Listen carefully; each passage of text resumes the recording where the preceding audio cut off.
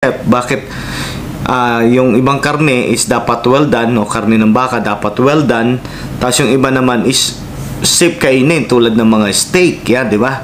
Yung mga steak na yan, mga tenderloin, strip loin. So magandang araw mga chef, meron naman akong i-share sa inyo about sa karne ng baka, okay? O mga question, mostly question palagi na iniisip ng mga ibang mga baguhan na chef, bakit yung ibang karne is dapat well done o karne ng baka dapat well done, tapos yung iba naman is safe kainin tulad ng mga steak, yan, di ba?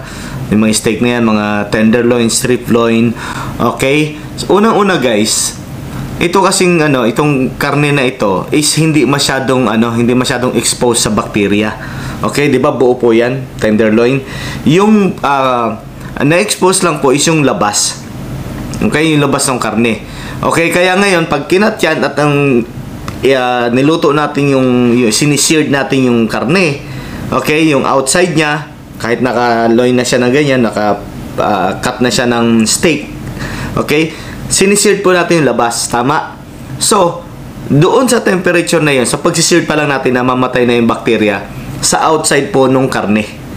Okay? Yun po ang kaya safe po siyang kainin at hindi po siya masyadong na-expose sa bacteria kasi nga yung bacteria is nasa labas lang. Hindi siya makapenetrate sa loob. Ngayon, ano po ang difference ng na yan? Bakit yung mga local beef kailangan Siyempre, of course, matataas yung grade nun. Pag mataas ang grade, sa production pa lang, kung saan nila ginagawa yun, is masyado na po mahigpit. Okay, yung food safety nila doon.